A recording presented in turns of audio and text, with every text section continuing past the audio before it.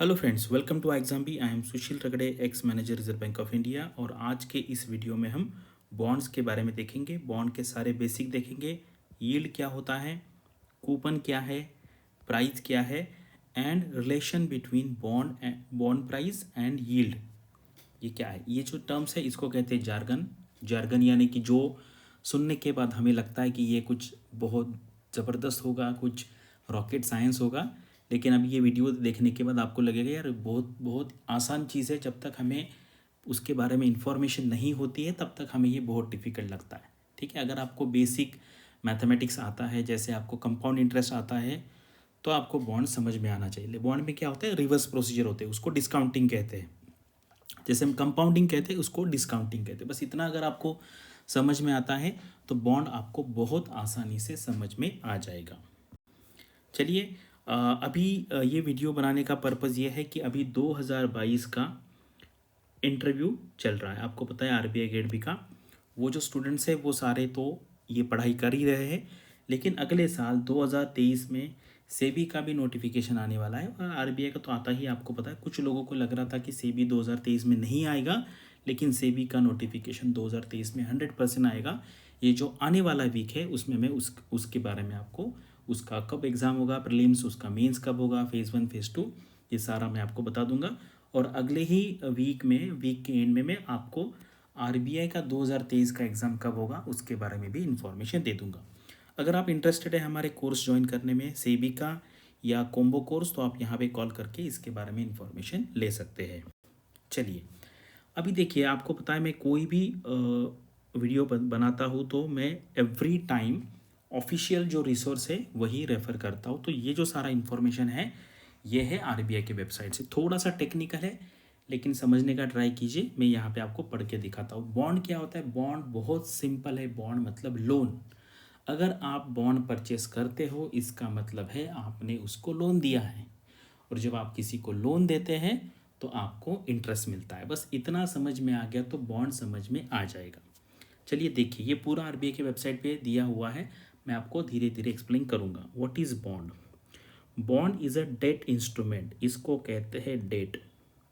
ये बी का प्रोनाउंसिएशन नहीं करना है। क्या कहना है, प्रोनाउंसिएशन करते वक्त सिर्फ ये प्रोनाउंस करना है, डेट। ठीक है। Bond is a debt instrument in which an investor loans money, यानी कि अगर गवर्नमेंट ने बॉन्ड इशू किया है और आपने वो परचेस किया है, इसका मतलब है आप कोई भी चीज़ जब परचेस करते हैं तो आप सामने वाले को पैसे देते हैं। क्या दिया है, investor loans money to an entity, typically corporate or government, which borrows the fund for a defined period of a time at a variable or fixed interest rate। क्योंकि जहाँ लोन आता है वहाँ पे इंटरेस्ट रेट आएगा। ठीक है। Bonds are use by companies, municipalities, states, sovereign government to raise money to finance a variety of projects and activities. पैसे किस लिए चाहिए गवर्नमेंट को, कुछ ना कुछ प्रोजेक्ट उनको करना है। Owners of the bonds are debt holders or creditors of the issuer। Debt holders यानी कि वो जो लोन है उसके मालिक आप है, या क्रेडिटर है यानी कि आपने किसी को लोन दिया है। ठीक है। तो जनरली ये बॉन्ड जो है, कॉरपोरेट में इसको बॉन्ड कहते हैं, गवर्नमेंट के टर्म में इसको जी से कहेंगे।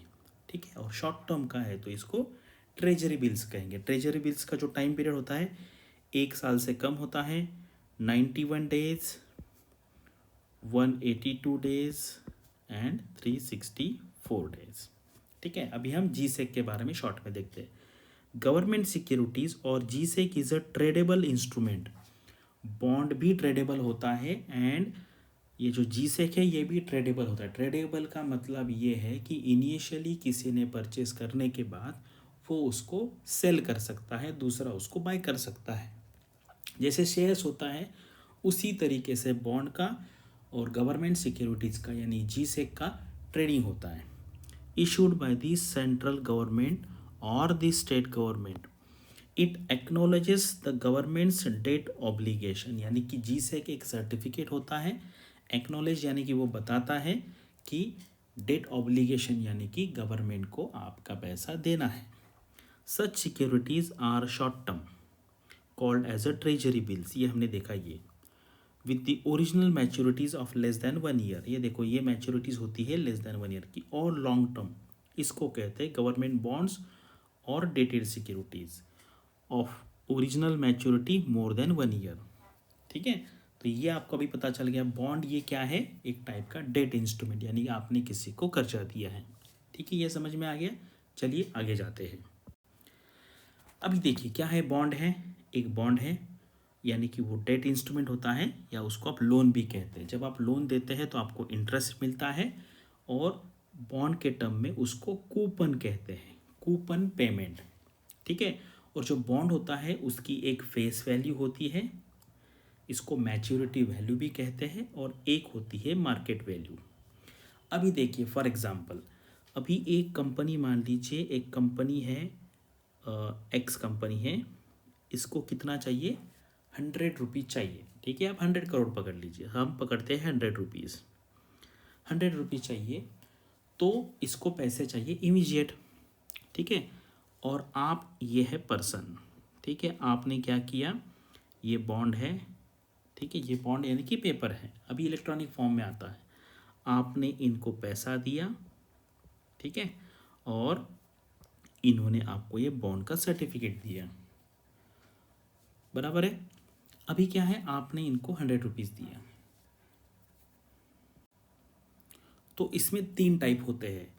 जब बॉन्ड का जो फेस वैल्यू है, मान लीजिए इसका फेस वैल्यू है 100 रुपीज़, सेम प्राइस पे इशू है, तो उसको कहते हैं एट पार। एट पार यानी कि उस पर लिखा हुआ है 100 रुपीज़, और आपने 100 रुपीज़ का लिया, उसको कहते हैं एट पार। दूसरा होता है डिस्काउंट, डिस्काउंट, और तीसरा होता है प्रीमियम। ठीक है, ये एक्सप्लेन करता हूँ मैं आपको। क्या एट पार यानी कि 100 रुपीज़ का 100 रुपीज़ पे लिया, इसको कहते हैं एट पार। 100 रुपीज़ का मान लीजिए आपने 90 में लिया, इसको कहते हैं डिस्काउंट। एंड 100 रुपीज़ का आपने लिया 105, इसको कहते हैं प्रीमियम। ठीक है, तो ये जो फेस वैल्यू जो होती है, ये वैल्यू आपको एट द एंड मिलती है। ठीक है, लेकिन फिर आप कहेंगे यार मैंने तो अभी उसको 100 रुपीज़ दे दिया, और 1 साल के बाद वो मुझे 100 रुपीज़ देगा, तो ये तो मेरा नुकसान है, क्योंकि वो 100 रुपीज़ में बैंक में रख के उस पे से कुछ इंटरेस्ट ले सकता था। इसलिए यहाँ पे आते हैं कूपन। ठीक है, कूपन यानी कि रेगुलर इंटरवल पे आपको पैसा मिलेगा। फॉर एग्जांपल, यहाँ पर एक 100 रुपीज़ का बॉन्ड इशू किया है, और ये है 3 साल के लिए। ठीक है, फेस वैल्यू 100 है, यानी कि आपको eight the end of 3rd year, ये हो गया 1st ईयर, ये हो गया 2nd year, eight the end of 3rd year ये जो कंपनी है आपको पैसा वापस करेगी। लेकिन eight the end of each year वो आपको कुछ पैसे देंगे, मान लीजिए 10 रुपीज़, 10 रुपीज़ एंड 10 रुपीज़। यानी कि आपको ये पूरे पीरियड में कितना पैसा मिला, आपको पहले साल के एंड में 10 रुपये मिला, 2nd साल के एंड में 10 रुपये मिला, एंड 3rd साल के एंड में आपको 10 रुपये इंटरेस्ट भी मिला, और फाइनली आपका जो पैसा था जो आपने उनको दिया था वो वापस मिल गया। ठीक है, तो यहाँ पर स्टूडेंट्स को कन्फ्यूजन इसलिए होता है क्योंकि यहाँ पे 2 टर्म है, एक है यील्ड और दूसरा है कूपन। ठीक है, तो यहाँ पर अभी हम समझते हैं। देखो, इंटरेस्ट रेट जो है, अगर आप यहाँ पे इंटरेस्ट कहेंगे तो आप इसको जो बॉन्ड का क्या कहते हैं, कूपन जो है उसको आप इंटरेस्ट कह सकते हैं। ठीक है, लेकिन कूपन कहना ही अच्छी बात होगी। अभी देखिए फॉर एग्जांपल, ठीक है, यील्ड का मतलब क्या हो गया, यील्ड का मतलब है फाइनली आपको आपके इन्वेस्टमेंट पे कितना पैसा मिला, आपके इन्वेस्टमेंट पे कितना पैसा मिला, उसको करंट यील्ड भी कह सकते हैं। इस केस में मान लीजिए आपने कितना पैसा दिया इनको, 100 रुपीज़, यानी कि 100 रुपीज़ आपने इन्वेस्ट किया और आपको कितना रिटर्न मिला, 10 रुपीज़, यानी कि यील्ड हो गया 10%। ठीक है, ये कब होता है, जब वो एट पार इशू हो जाता है तब। अभी दूसरा केस पकड़ते हैं हम। ठीक है, मान लीजिए ये जो बॉन्ड है ये डिस्काउंट पे इशू होता है, यानी कि आपने मार्केट से इसको खरीदा 95 में। ठीक है, ये कूपन जो रेट होता है ना, वो किस पे होता है, फेस वैल्यू पे। फेस वैल्यू यानी कि जो फेस पे दिखती है, यानी कि बॉन्ड के फेस पे 100 रुपीज़ लिखा है, यानी कि इसी पे होता है, तो ये फिक्स रहेगा। अभी आप देखिए, मान लीजिए बॉन्ड आपने लिया 90 रुपीज़ पे, ₹90 पे लिया और आपको एवरी ईयर ₹10 तो मिलने वाले हैं क्योंकि कूपन का रेट क्या है 10%। तो आपने इन्वेस्ट कितना किया 90, आपको पैसा कितना मिला ₹10। इस केस में यील्ड हो गया 11.11%। यील्ड का मतलब सिंपल है कि आपके इन्वेस्टमेंट पे आपको ईयरली कितना पैसा मिल रहा है। ठीक है, बहुत सिंपल बात है। और बॉन्ड क्या होता है? बॉन्ड मार्केट में ट्रेडेबल होता है। बॉन्ड की प्राइस कम ज़्यादा भी हो सकती है। क्यों? डिमांड एंड सप्लाई पे। मान लीजिए कि आपने मार्केट से बॉन्ड लिया, ट्रेडेबल होता है, यानी कि मार्केट से लिया, मान लीजिए आपने ₹110 में, 110 में लिया। ये जो कूपन है ये तो फिक्स रहने वाला है, ये चेंज नहीं होगा, ये पहले से डिसाइड होता है। यानी कि आपने ₹110 मार्केट में लगाए और आपको ₹10 मिला, इसका मतलब है 9.09 आपका हो गया यील्ड। तो सिंपल बात है।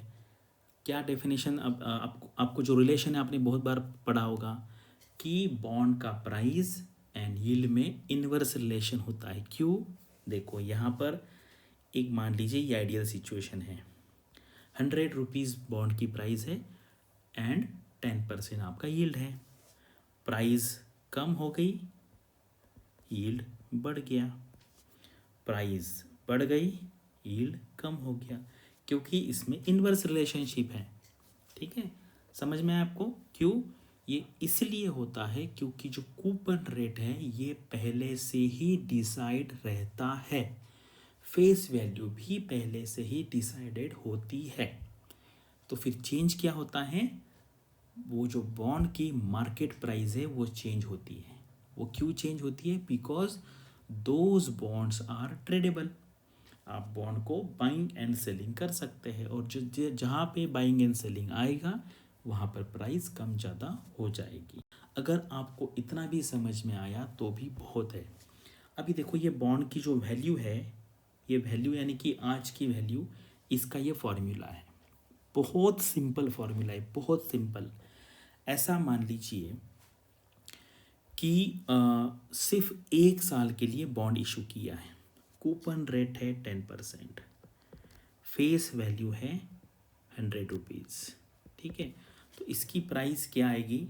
इसमें क्या होता है, दो रेट होते हैं। एक तो आपको ये निकालना है या YTM निकालना है। YTM का मतलब है यील्ड टू मैच्योरिटी, यानी कि अगर बॉन्ड आपने स्टार्टिंग में खरीद लिया और मैच्योरिटी तक रखा तो आपको जो पैसा मिलेगा ईयरली बेसिस पे उसको कहते हैं कूपन। तो उस केस में आपका इंटरेस्ट क्या होगा, उसको कहते हैं YTM। ठीक है, अभी मान लीजिए मार्केट में इस बॉन्ड की जो वैल्यू है वो है 120। ठीक है, तो फॉर्मूला क्या होगा, 120 इक्वल टू, और ये जो फेस वैल्यू इसकी है ₹100। तो 10% के हिसाब से कूपन कितना होगा आपका, ₹10, 1+R। ठीक है, अभी हम 1 साल का पकड़ रहे। उसके बाद एट द एंड आपको क्या मिलेगा, 1 साल के लिए है तो ये ₹100 मिलेंगे आपको, एंड ये है आपका 1+R। तो इस केस में आपको R की वैल्यू निकालनी पड़ेगी, उसको कहते हैं YTM। ठीक है, तो ये फार्मूला है, लेकिन आपको एग्ज़ाम में इतना डीप में बिल्कुल नहीं पूछेंगे। लेकिन अगर आपने फाइनेंस पढ़ा है, आपने प्रेजेंट वैल्यू ऑफ मनी पढ़ा है, तो आपको ये आ सकता है। ये इक्वेशन में T क्या है, जैसे मान लीजिए 3 साल के लिए है तो 3 ईयर्स के लिए क्या होगा, जैसे मान लीजिए ₹120 है तो ये हो गया 100 डिवाइड बाय 1+R, यहाँ पे होगा 2 क्योंकि सपोज 2 साल के लिए है। उसके बाद 100 डिवाइड बाय 1+R, ये एक बार होगा। ठीक है, at the 1 year, and finally यहाँ पे ₹10 है, and at the end ₹100 and 1+R raise to 2। 2 बार क्यों किया है, मैं इसको डिस्काउंट कर रहा हूँ। ठीक है, आपको पता है कंपाउंडिंग होता है। कंपाउंडिंग का मतलब है आज अगर मैंने ₹100 इन्वेस्ट किया 10% पे, 1 साल के बाद होगा 110 और 1 साल के बाद होगा 121। तो इसी का रिवर्स प्रोसेस निकाला है हमने। ठीक है, तो ये फॉर्मूला है। तो इस तरीके से आप वैल्यू निकाल सकते हैं, लेकिन आपको इतने डिटेल में जाने की ज़रूरत नहीं है। यहाँ पर आपको बस एक ही याद रखना है, बॉन्ड की जो प्राइस है एंड यील्ड जो है इसमें इन्वर्स रिलेशन है। ये क्यों इन्वर्स रिलेशन है मैंने आपको बता दिया है, क्योंकि हमारा जो फार्मूला है बॉन्ड का, करंट यील्ड का फॉर्मूला है कूपन अपॉन बॉन्ड प्राइस। ठीक है, और कूपन क्या होता है, फिक्स होता है। इसका मतलब है कूपन अगर 10 रुपीज़ है और बॉन्ड की प्राइस 90 है, ठीक है, यहाँ पे बॉन्ड की प्राइस कम हो गई तो यील्ड क्या हो गया 11.11%। अगर बॉन्ड की प्राइस बढ़ती है कूपन सेम रहेगा, बॉन्ड की प्राइस बढ़ के 110 हो गई, ये रेट आएगा 9.09। यानी कि जैसे ही बॉन्ड की प्राइस बढ़ती है कूपन रेट कम होता है। इसका मतलब है बॉन्ड प्राइस में एंड यील्ड में इन्वर्स रिलेशन होता है। बहुत स्टूडेंट्स को ये समझ में ही नहीं आता है, ये इतना आसान है। अगर आपको इसके ऊपर और डिटेल में विथ न्यूमेरिकल एक्सप्लेन करना है तो मैं करूँगा, लेकिन इंटरव्यू पर्पस के लिए मुझे लगता है ये मैंने जो बताया ये मोर देन सफिशिएंट। अभी देखिए ये फॉर्मूला वही है, current yield is equal to coupon payment. ठीक है, coupon payment divide by current market price, जो मैंने आपको एक्सप्लेन किया है। मार्केट प्राइस चेंज क्यों होती है, क्योंकि ये ट्रेडेबल इंस्ट्रूमेंट है, इसका बाइंग सेलिंग होता है। वो जो बॉन्ड का प्राइस है वो कम क्यों ज़्यादा होता है उसके लिए हम अलग वीडियो बनाएंगे। यहाँ पर बस हमें बॉन्ड यील्ड का फॉर्मूला देखना है एंड जो यील्ड है एंड प्राइस में क्या रिलेशन है, ये डायग्राम याद रखिए। Yield is the percentage income that investor receives from a bond. ठीक है, मतलब आपका जो कूपन है वो फिक्स रहता है, फेस वैल्यू भी फिक्स रहती है। क्या चेंज होता है मार्केट में, प्राइस चेंज होता है। प्राइस कम हो गई यील्ड बढ़ेगा, प्राइस बढ़ गई यील्ड कम होगा। क्यों, क्योंकि उसका फॉर्मूला है। Bond interest payments are preset, जो मैंने कहा उसको कहते हैं coupon. So the less you pay for the bond the higher percentage income those payments will represent, the reverse is also true. जो मैंने आपको एग्जाम्पल बताया बस यही एग्जाम्पल आप याद रखिए। कौन सा, फेस वैल्यू 100 रुपीज़, कूपन 10%, बस इस। तो अभी यील्ड कितना हुआ 10 डिवाइड बाय 100, यानी कि कूपन डिवाइड बाय आपका बॉन्ड का प्राइस कितना है, ये 10 डिवाइड बाय 100, ये कितना हुआ 10%। अभी क्या होता है, बॉन्ड की जो प्राइस है मार्केट की वो बढ़ जाती है, यील्ड कितना आएगा 10 तो फिक्स रहेगा, मार्केट की प्राइस हो गई 110, यानी कि आपका यील्ड हुआ 9.09%। यानी कि जैसे ही बॉन्ड की प्राइस बढ़ गई यील्ड कम हो गया। अनदर कंडीशन, सपोज आपका कूपन फिक्स है, बॉन्ड की प्राइस कम हो गई 90 हुई, यील्ड कितना हुआ 11.11%, यानी कि बॉन्ड की प्राइस कम होगी यील्ड बढ़ गया। इतना आसान है, इतना आसान, 10 स्टैंडर्ड के बच्चे को भी समझ में आएगा। और लेकिन बॉन्ड ये कैसे काम करता है, उसकी वैल्यू कैसे होती है वो हम बाद में करेंगे। अभी सिर्फ हमने क्या देखा है, कूपन, ठीक है, उसके बाद फेस वैल्यू, उसके बाद करंट प्राइस बॉन्ड की एंड करंट यील्ड। ठीक है, बस ये है, मैंने कम से कम 4 बार वही बात रिपीट की है, तो अभी आपको कोई दिक्कत यहाँ पर नहीं आनी चाहिए। ठीक है, तो bond price is inversely proportional to yield. ठीक है, एक्चुअली ऐसा लिखना होता है, yield is inversely proportional to bond price. और वो क्यों, मैंने 4 बार आपको एक्सप्लेन किया है। इसमें कुछ डाउट है तो कमेंट सेक्शन में मुझे पूछिए। और आपको बॉन्ड के बारे में और न्यूमेरिकल्स चाहिए, बॉन्ड की प्राइस कम ज़्यादा क्यों होती है, यील्ड कर्व क्या है, ये अगर चाहिए तो आप कमेंट सेक्शन में लिखिए, उसके ऊपर मैं और डिटेल वीडियो बनाऊँगा। वीडियो देखने के लिए thank you and all the best for your upcoming examination and your studies.